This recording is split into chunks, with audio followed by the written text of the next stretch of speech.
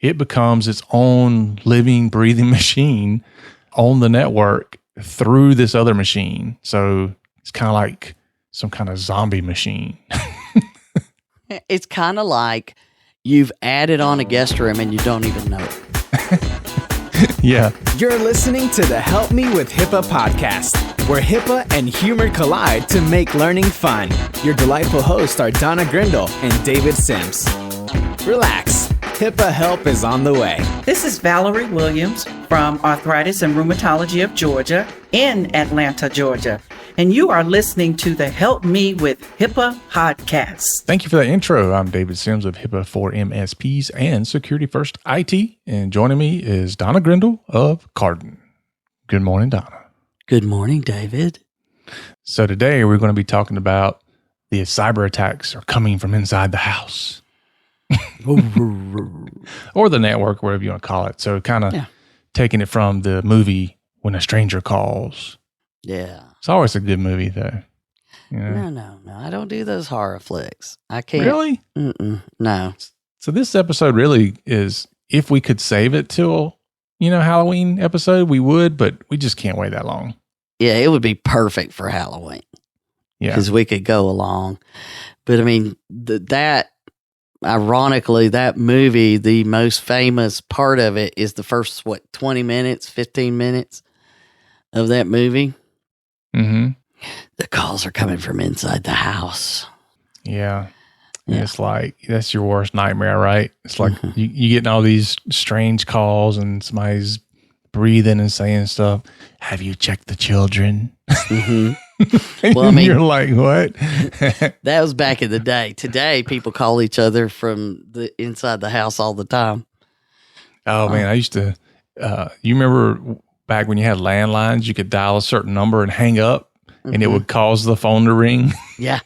No, I would do that to my sister all the time because she would literally almost break her neck to get to the phone because she had to be the one that answered it. So I would dial whatever it was, star or something. I would dial the number, hang up, and then get away from the phone as quick as I could because it took 5 or 10 seconds before it would work. And the phone would start ringing. She'd run to the phone. Hello. And all you'd hear was tick, tick, tick, tick, tick, tick, tick.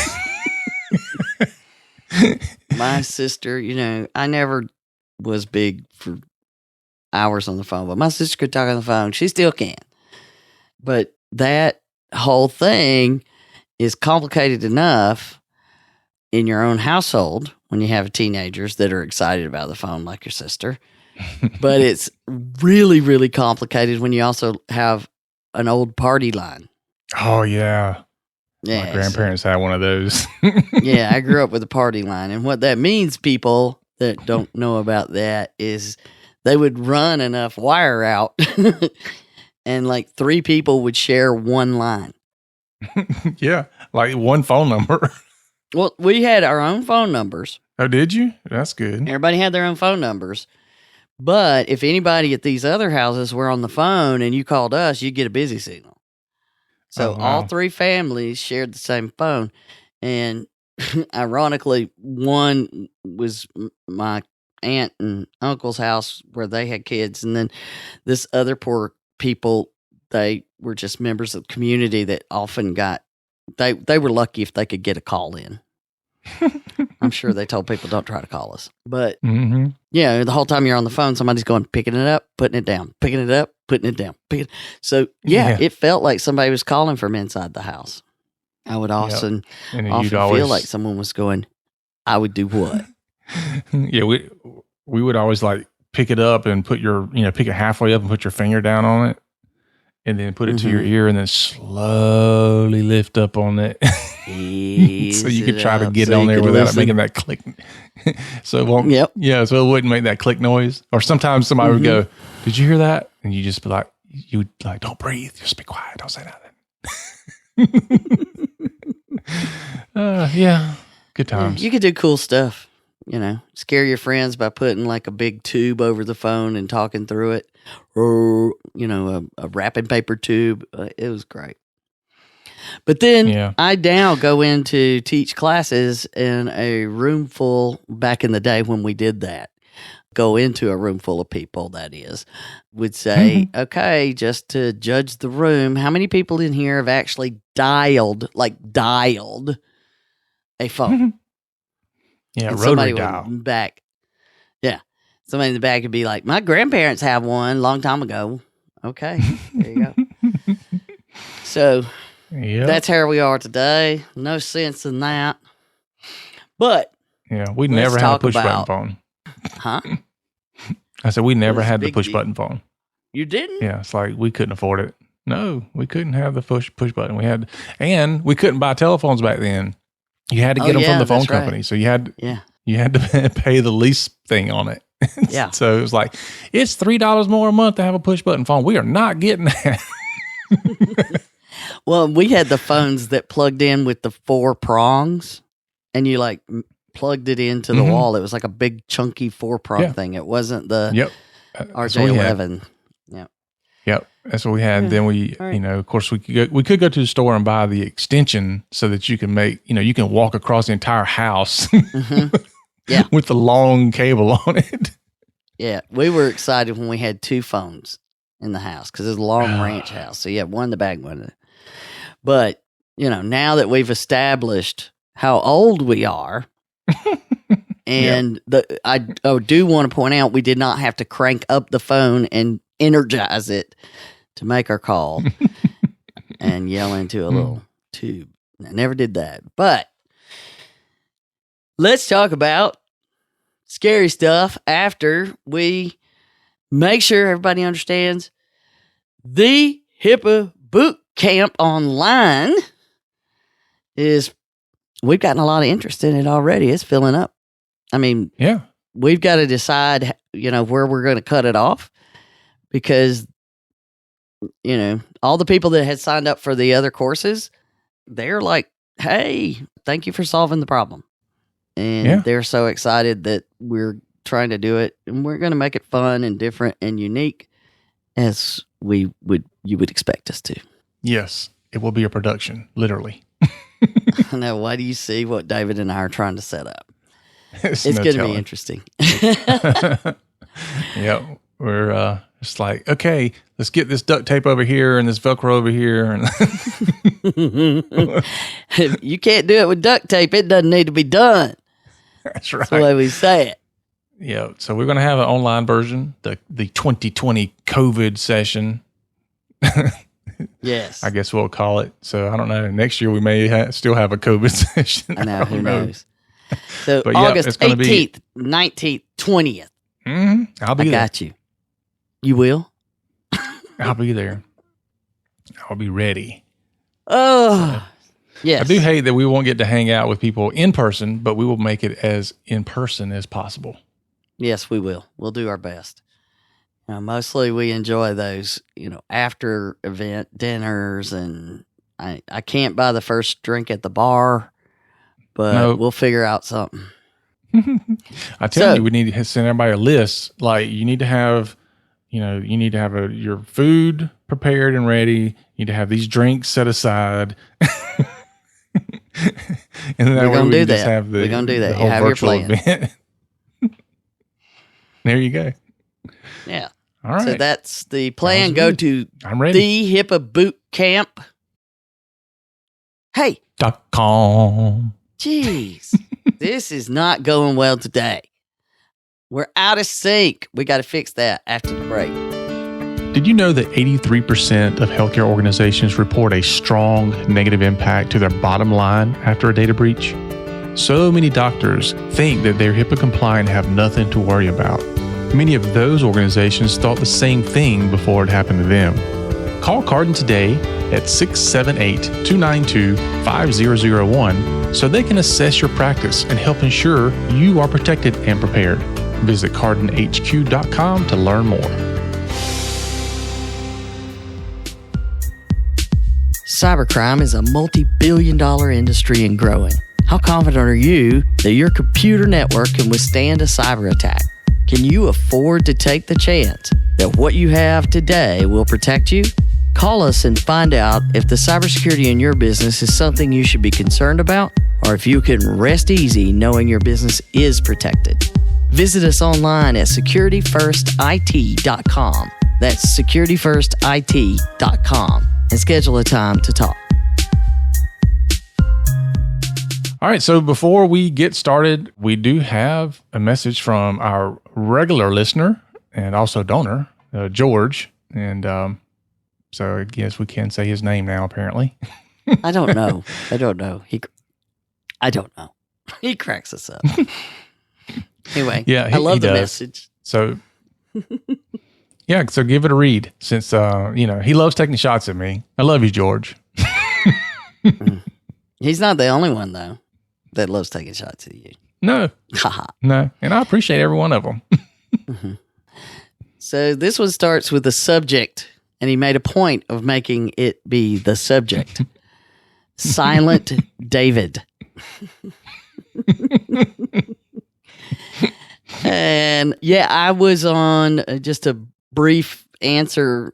I helped out the guys at the Cyberwire Caveat podcast, and they had somebody write in and ask a HIPAA question. So I answered it, recorded it for them, and sent it over. And those guys are the ones that started the whole thing about Donna Grindel's fan club, which, let's just say, that's been a fun little dig here and there. But George was hysterical because he heard that and he said, Donna Grindel's fan club is alive and well. Donna answered a question for the listener on the Cyberwire's Caveat. However, David still is not mentioned. So every time I hear Donna on Caveat, I think of David Sims as the, quote, Silent David. Just like what IT and cybersecurity support is like in COVID-19. Always there, but never mentioned. Of course, it could also be like acne. So I had this whole vision, I love the Murphy Clerks, and it's a cult thing if you haven't seen it. But Jay and Silent Bob is like, immediately, it just cracked me up because no way David could be Silent Bob. But yes, I appreciate that very much. I started laughing. So now, David, it could also be like acne made me fall out. So thank you, George. But I did respond to George and say, well, it's better than saying it could be like an STD, which ironically is what I call my stepson for other reasons. Let's just don't go there. It's a good story behind that. But anyway, all right. So let's talk about some cyber attacks that are coming from inside the network, because while everybody is watching the left hand, the right hand has been busy at work. And man, there are some crazy things happening in the cyber attack world that I don't think people are paying much attention to right now, which is a bad, bad thing that they're not paying attention. And the scary thing is, we knew going into this year they were getting way more creative. And, like in levels of sophistication that we've never seen before are happening in our own, innovation, technology. Well, guess what? They're doing the same thing. Mm-hmm. And this latest one, wow. Because, for the tech people, here's the net. They're building a VM on a host that they take over and then launching stuff from the virtual machine. We're now going to explain that to everyone else the best we can. But we can't figure it out yet, but we're going to do it. This came from a Sophos article that ransomware attacks you from inside a virtual machine, which then kind of got me in the calls coming from inside the house. Yes. So here is the quote from the article. This little excerpt kind of tells us the gist of what it is to the attackers, the victim's network is a hostile environment, which is it's a great way of looking at it, because we see them as hostile. They see us as hostile. So they're trying to break into the hostile environment and be able to do whatever they want. So they living off the land is a term that we use where they break in, and it's designed to allow them to be real stealthily. I'm not. You're gonna have to give me that one. I got stealth a little bit. So, is it living off the land or living off the land? Well, it's a little. I guess it's a little both. I don't know, but they are in there and they're hiding, and they're trying not to trigger any alarms in the network security software, and they start running malware and get caught. You know, to them, it's like they broke their cover. So you kind of envision the ability to, you know, like Pink Panther movies where they're spraying stuff and ducking under the lasers and all that kind of stuff. Mm-hmm. And now they set it up, and they control a computer, also known as a host. Mm-hmm. All they need is one Windows computer, right? And then they are able to do this. So I don't know. We're going to do our best here to describe what this is. I know, right? So, you know, to me, growing up in the mid-range and mainframe world, it's like the PCs have finally just kind of converted over and become those, because they build these, what we used to call subsystems and stuff. It's, you know, they call it a virtual machine. So while you may see physically one computer on the network, it may look like two or three. How's that, David? Yeah, that's a good way to put it. I mean, you're creating, the reason why they call it a virtual machine is because it's not a real machine. Physical. And so you're using one computer, the resources of that, and you're sharing that to a program that now creates a computer inside of a computer, so to speak, as far as the operating system is concerned. So you can have, say you have a Windows 10 computer and you want to run Linux or Windows 7, but you want to do it inside of its own computer inside of your computer. And I know it sounds kind of crazy, but that's the way it kind of works. And so there are these things called hypervisors, and that software allows that to happen. And so one of the more popular ones that's also free is called VirtualBox. Mm-hmm. And been around a long time, made by Oracle, I believe. Yeah. And I think so. but yeah, I use it a lot. Not as much anymore, but used to. I used to use it all the time, because when clients would call in and they'd say, I've got a problem with Windows 98. And I'm like, well, I'm not running 98 anymore, and hadn't been for a while. So let me boot up my virtual machine so I know where you're at and what you're looking at, because, from 98 to XP was a pretty big jump, and things were changing as far as where they were located and what they were called and all that good stuff. So, and plus when you're trying out new software, like, hey, I want to know what this new Linux version does, and you can, you don't have to go get another computer and load it. You can just load it on your current computer, but do it inside of a virtual machine.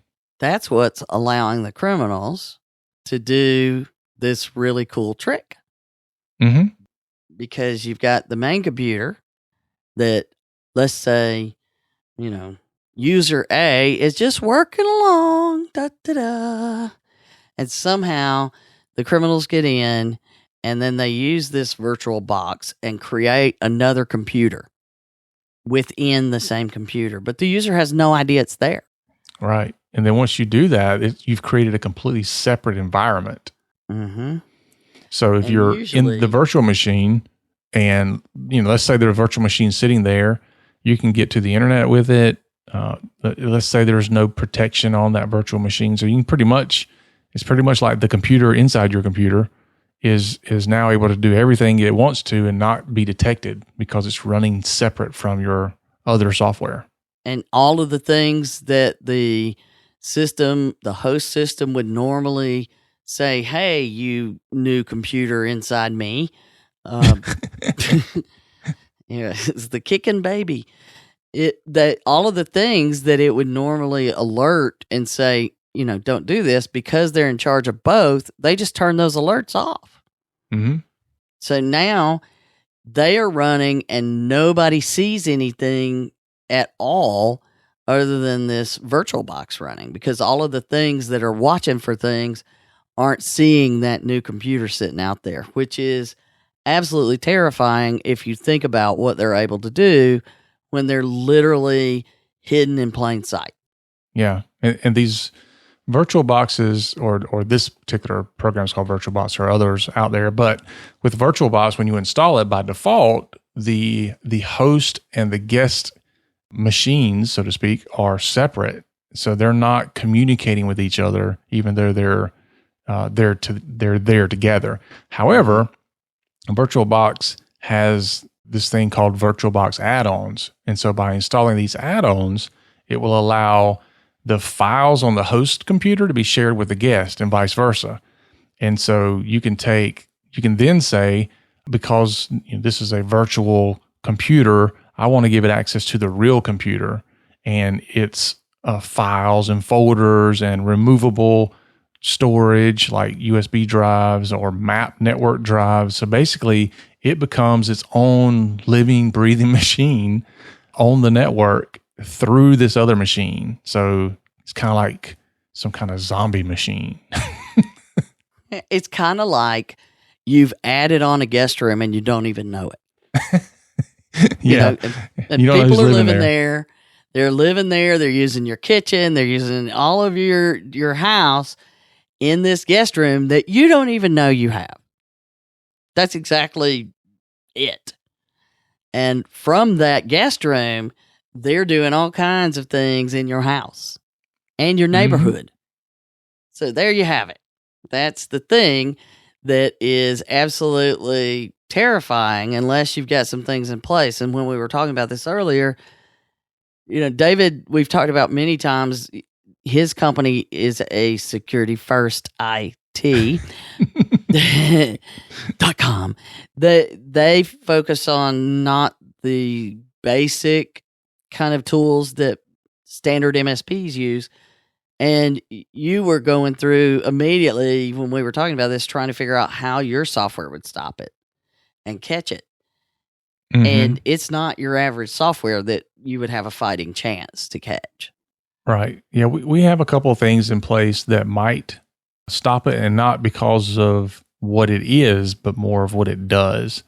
But the other thing we do, which is something that most MSPs drop the ball on, is we actually run the reports and we look at them. So we're always looking at inventory of systems, and we're looking for what software has been added in the last 30 days or changed or removed. So we say this all the time. It's not that your systems aren't telling you things are wrong. It's that if you don't have somebody looking at those reports, then you don't know. Your systems are going, hey, there's a problem, but nobody's looking at it. It's kind of like having an alarm on your house that the burglar breaks in, the alarm goes off, but there's nobody home in the neighborhood, and the police aren't coming by to check it. Nothing. It's just an alarm going off, but nobody hears it. And it just keeps going off, and nobody hears it. Mm-hmm. Like I say, if you ain't looking, trouble's a cooking. Mm-hmm. See, there you go. We're gonna make that a thing. That and too big for my HIPAA britches. I still haven't gotten over that, but. And her note was hysterical. But anyways, yeah. Getting back to the topic at hand, this is one of the many things that have been released, like in the last, underneath the cover of COVID, that a lot of people aren't realizing is going on. And back in January, the World Economic Forum Global Risk Report. Okay, that came out in January. Cybercrime is a big problem. And they were bringing up just how big of a problem that is. And there were several quotes in there that, you couldn't help but say, yeah, that's what we said. But while the pandemic is making it clear it's making a lot of things clear, but that our businesses, the vast majority of our businesses use technology and the internet, period. And that's how we were able to adapt and continue to move forward in so many elements of our business. Those of us that could work at home were able to do so by using technology and the internet. Fair enough? Yeah. And they made a point, which is one that drives us both crazy. And, there was a whole thing. And it's saying using security by design, which if we haven't used that term enough, we should. Privacy by design, security by design. Yeah. I love the alternative to that, which is what most people do, which is privacy and security by accident. Yeah. As we know, it doesn't work very well. Right. But using security by design principles to integrate cybersecurity features into new products is still secondary to getting products quickly out into the market. So it's more important to get something out there than to get something out there that's secure is still what's acceptable. And because of that, that's why all of these things happen. And the folks are just like, well, why don't these people get a job? It is a job. And a good paying one at that. Yeah, it is. It is their job. And it's a huge economy. It's massive. And now with things like cybercrime as a service, they make a point in this report that no one is immune from cyber attacks today, unless you are literally off the grid. And then it might even get to you. I don't know. Cyberattacks on critical infrastructure, they say, rated the 5th top risk in 2020 by the expert network that global experts were discussing. Now, remember, healthcare is designated as one of the 16 critical infrastructures by the Department of Homeland Security. Cyber attacks on critical infrastructure is what they're talking about here, i.e., healthcare, because they say it has become a new normal across sectors such as energy, healthcare, and transportation. Such attacks have affected entire cities.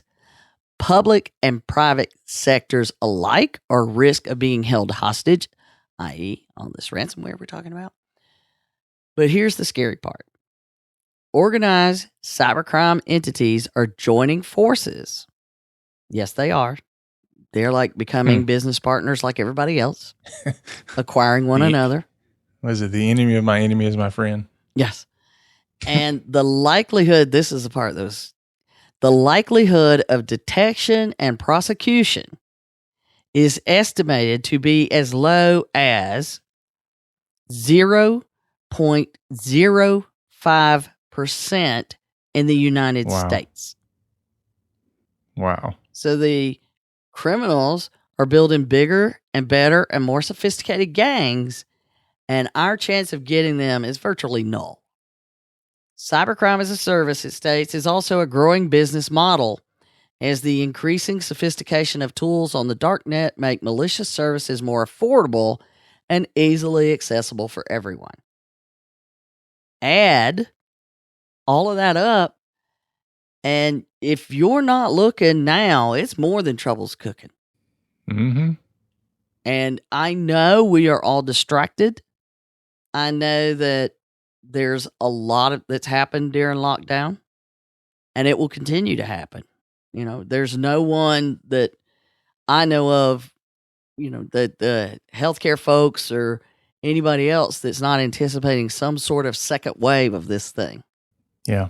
Well, if you're not the one that is paying attention to the cyber issues that's going on, then you need to have somebody that is, either somebody in your organization or somebody you're outsourcing that to make sure they're paying attention to it. So while you're watching all the COVID stuff going on or whatever, because there's plenty to watch. You got businesses opening back up and how that's going to look and how are you going to market things and how are you going to, keep people protected. All that stuff needs to be paid attention to, absolutely. But you need to have somebody who's also focused on the same things in the digital world. And that's what we're talking about. Yeah.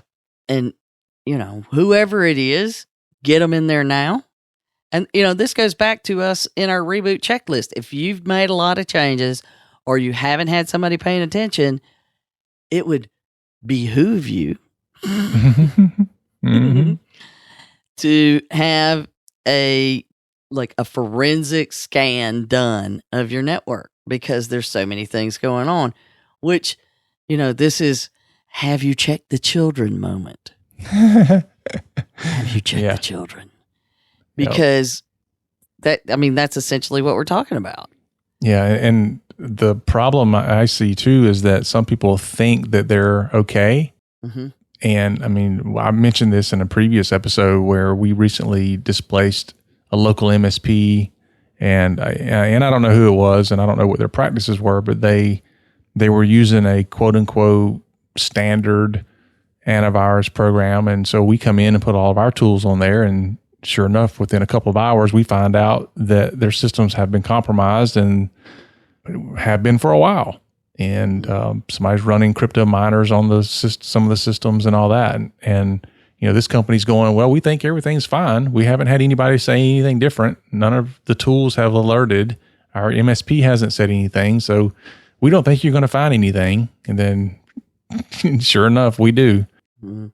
They didn't say you put them on there so you could show it? No. We've never been accused of that, but it wouldn't surprise me if somebody didn't. I know, right? But it is a serious problem that it's been ignored long enough. If you're listening to this, how many weeks is it? 3 months now? Mm-hmm. When you're listening to this, so it's super important that you're paying extra attention now, because we haven't been paying enough attention. And then we look at all these things that came out. I mean, just like in May, these are all different headlines of problems in May. Mm-hmm. I'm going to put links to them so you can go learn about them if it's a problem. But 7 new flaws affect all Thunderbolt-equipped computers sold in the last 9 years. Oh, my gosh. So that's a kind of a connection that you use that was designed to be super fast. And it came out 9 years ago. Yeah. So 9 years, there's 7 flaws that have been found that impact every one of those and ways that they could be attacked. It's interesting they called them flaws and not vulnerabilities. I know. Interesting. Good point. Improper Microsoft patch for reverse RDP attacks leaves third-party RDP clients vulnerable. That's just crazy. I know. So Microsoft does something to fix something. RDP under Microsoft, please find another way. And they can't fix it, apparently. You know what I mean? It's like constant problems and constant vulnerabilities, and it is the favorite way for a lot of these criminals to get in. Yeah, it's the baked in way that you can have your computer accessible to the outside world. It's so they can have their way with you. Yeah, honestly, I think they should just remove it from the operating system. Mm-hmm. But anyway. But that and this virtual machine thing, a lot of that probably goes hand in hand with, that human operated ransomware that we talked about. And them whores, I swear. Yeah, there you go. That enough. So not only is the Microsoft patch having a problem trying to fix another RDP problem, but now they're breaking other remote desktop clients. Then you add this NetWalker ransomware tools have been published so that you can just go out and use these tools. And it's showing the detail of the tactics these folks use. If you're a tech person, you haven't read this, you should.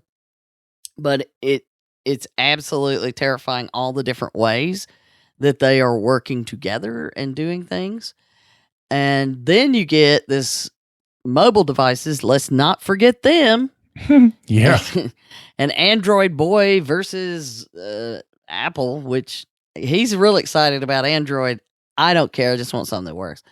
But they all have their quote unquote flaws, apparently. Yes. So the new Android flaw affecting over, wait for it, 1 billion. You see my pinky, right? Yep. 1 billion phones let attackers hijack apps on your phone. Mm-hmm. That's how many Android devices have that flaw.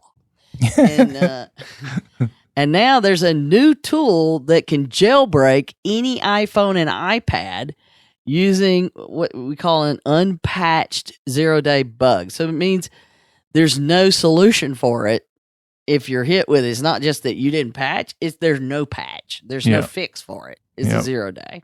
So for all you Apple Fruit Loops out there, you're not much better off than us Androids.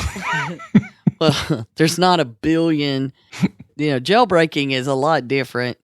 And that just basically means, for a definition of jailbreaking, is it turns off all of the security things that Apple does because they control the hardware and the software. How's that?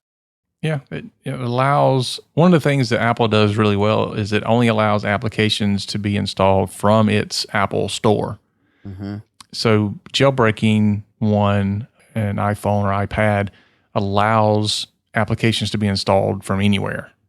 Which, that means nobody's vetting them and making sure that they are secure. And that's why we recommend you don't allow a jailbreak phone of any sort to be anywhere near your valuable data. Mm-hmm. Yeah. There's a reason it's jailbreak. And people often don't understand that your employees are coming in and they may have a jailbroken phone, whether they did it or it happened to them or it's an infected phone. And, they're like, well, I'm not going to get on the guest Wi-Fi network. I want to get on the company Wi-Fi network. Or they're plugging their device into their computer to charge them, which can be a problem. So, you've got all these devices, computers basically, that are coming in and out of your network all the time.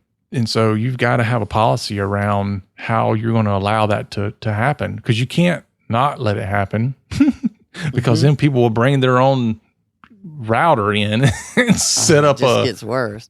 And set up a rogue network or something like that. So you have to allow it and control it versus trying to block it, which causes people to try to circumvent it. Which brings up another thing is you got to remember, with everybody working from home, they're doing that crap on their home networks. Mm-hmm. And that's now getting connected to you, and they're going to find ways. They thought Zoom bombing was fun. They'll find ways to use all of those tools that everybody's used to using now to move things from those easy to attack home computers.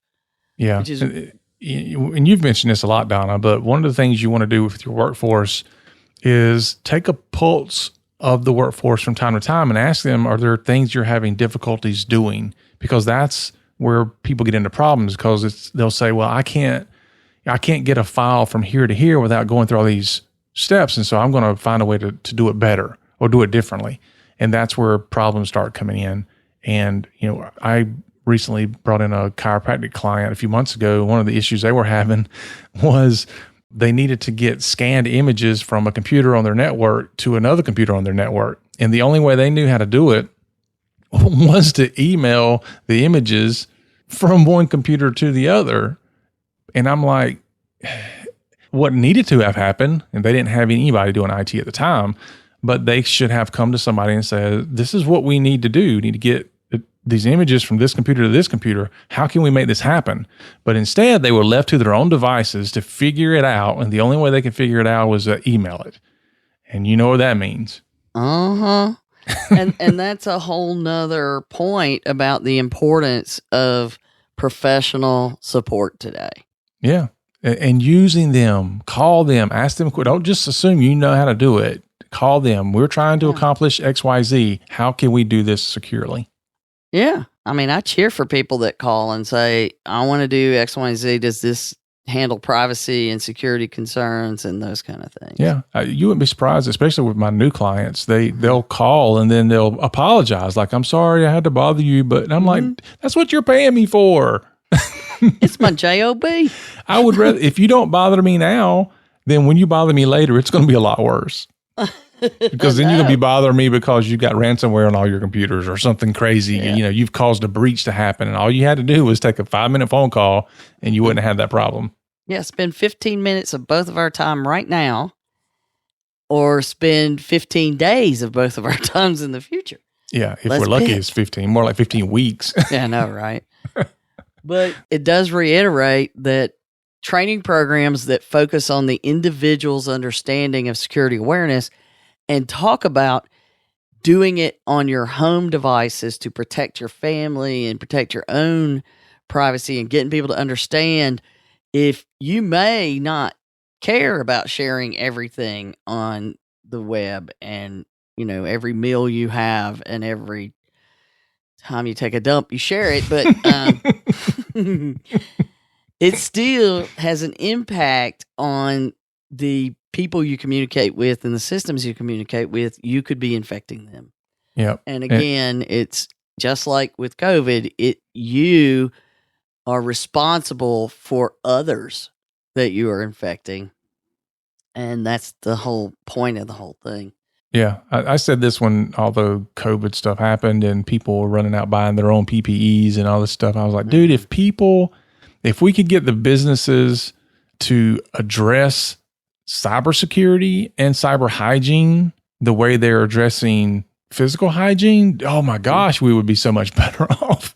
Yeah, and there's these things are very much more infectious to computers than you would, and most people understand, and certainly no comprehension to, or no comparison rather to COVID and humans, but the rate of spread is insane, and that's where our problems lie.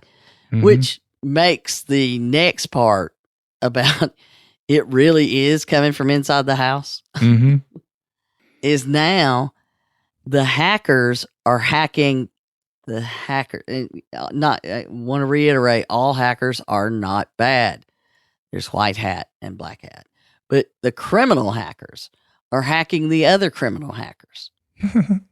And we talked before how they start patching your system to keep other people out sometimes. Yeah. This one is brilliant. This new thing that they've discovered is, we talked about crimeware as a service just a minute ago. So you develop software that you then give away in some cases. Others, they sell it for access. And so essentially they're selling this malware to other criminals who then do all the work to attack networks, right? So they're using this tool to get in and run ransomware or whatever it is their objective is with the tool. But the cool thing these folks have figured out is they put their own secret back door in the tool that they're selling to the other tools. I think it's quite brilliant, because what happens is it would take a lot to catch them, because not only would you have to catch who loaded the original attack, but if they run ransomware and then you worry about eradicating the ransomware, in the meantime, these folks have launched their own little back door over here that no one knows about. And they could be doing whatever they want because everybody's focused on the original attack. Mm-hmm. And we've talked about that over and over, the importance of, because you've been attacked once, it's going to happen again. Almost always. Yeah. Because now they've left back doors and you don't know about it. Without these scans, you're not going to know. But this concept that they put in the ability for the original developers to also infiltrate your network once the first, frontline folks do all of the work, it's like spy versus spy. I know. From that again is age, but you have no idea how many things, because you've got Emotet that's dropping off stuff and TrickBot that's dropping off stuff. Now you've got there's back doors being built when the ransomware runs, but even the folks running the ransomware attack don't know. I mean, layers, people, layers. And the thing is that they found it, but no one has figured out how long this has been going on. Yeah. Dee. Yeah, they've been living in the house for a while. Mm-hmm. So it is really coming from inside. And if you're doing all the things, what is it? If you keep doing what you've been doing, you'll keep getting what you've been getting. Mm-hmm. But now, it's not good enough. Yeah, that was good enough a year ago, maybe 2 years ago. But just like, you wouldn't be using an original iPhone today at all. I wonder if anybody could get one working, but it's the same. Today, if you have an iPhone 3 or 4, people are like, how are you even getting that to work? Right? Yeah. And even an iPhone 8 or a 6, any of those, it's like, we're up here about to be what? iPhone, the X's and the XRs and the 12s and the, who knows? But double where you are on an iPhone 6, clearly. More than that, because they open these things up. If your security is still the same that you used and did on the iPhone 6, or what would a comparable Android be, just in case, the whole thing is not going to be secure. I agree. Oh, thank you. See, all that work was not for nothing. But who knows? I mean, we could be missing some of these folks. That whole, attack within an attack. That plus the virtual machine and the way they're doing that. And then you have this whole other list. And ironically, there's another headline I forgot to mention that named vulnerabilities, the number had dropped for the first time in decades. Huh. It's like, really? Well, maybe a decade. I doubt we've been tracking it to that level. But the new ones found supposedly have dropped, but we're still looking at these kinds of numbers. Yeah. Well, they don't need to do new ones. The ones that are out there are working just fine. Yeah, they're not even having to technically use malware.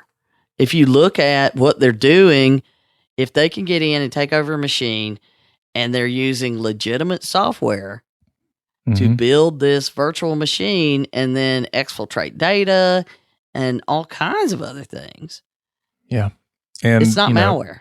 No. And we talk all the time about people misunderstanding hackers. They think somebody's targeting them. And yes, that does happen. But in most cases, somebody is letting them in. Somebody is clicking on a link they shouldn't click on, or somebody is answering questions that they shouldn't be answering. And social engineering's happening or something like that. But for the most part, most of these things that happen, it's not somebody that's truly hacking you. It's somebody else that's opened the door and letting people in. Yeah, they're targeted attacks now, but that just says we're going to go look at all the IP addresses that are tied to healthcare. Mm-hmm. Oh, I stumbled upon somebody that's healthcare because I found this name or I found this data. Well, now I'm going to use that and attack more. I'm going to do more. Yeah. More. Yep. But even nowadays, even a directed attack is more about social engineering than it is, understanding all the technology involved in using hacking tools and stuff like that. And one of our first episodes, the title was, It's the People. Mm-hmm. I've been saying that since then. You have. I know. It's the people. People. Yeah. And still, at least from my vantage point, still people are not putting enough emphasis on security awareness training. It's still nowhere near where it needs to be. And it's one of the easiest and least expensive things that you can do that makes the biggest impact.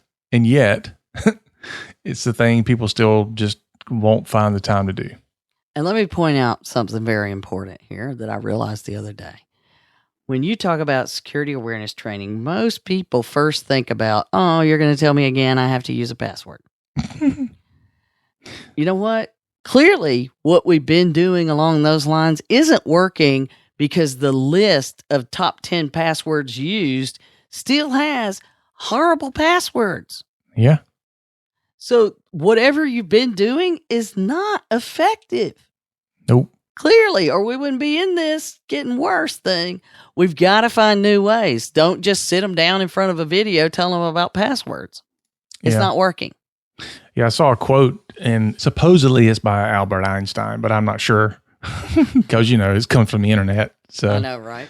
Actually, I got a shirt that I created for our team, and it says something like, you can't believe everything you read on the internet. And then it says it's quoted by Abraham Lincoln. I thought it was hilarious.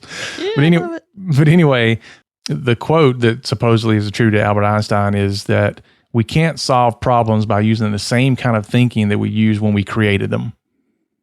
And that's exactly what we're talking about here. You can't have the same mindset. You can't do the same things because what you were doing that created the problem is not going to be the same things you do to fix the problem. Exactly. So thanks, Albert. Now I'll have to go look that up. I know. See if it's real. Yeah. I heard it from a famous YouTuber. YouTuber. All right. Anyway, anything else you have to add? No, not today, Silent Dave. All right. Then anti-Silent Dave is about to put a bow on it. All right, folks, that's our show for today. And remember to follow us and share us out. Yes, you can stalk us. We don't care. Rate us on our podcasting app and help us spread the word, just like you helped spread malware. And as always, you can send in questions, comments, pokes, whatever you want to do. We'll read them all and respond to some. So for Donna and myself, remember that HIPAA is not about compliance. It's about patient care. You've been listening to the Help Me with HIPAA podcast, hosted by Donna Grindle and David Sims. The show created to help you with HIPAA. For more information or to ask us a question, visit our website at helpmewithhipaa.com. Neither Donna Grindle or David Sims are attorneys, and they do not offer binding legal advice concerning regulatory compliance. The information in this podcast should not be relied upon or construed as legal advice in any way. Consult your attorney for legal advice concerning compliance with HIPAA regulations.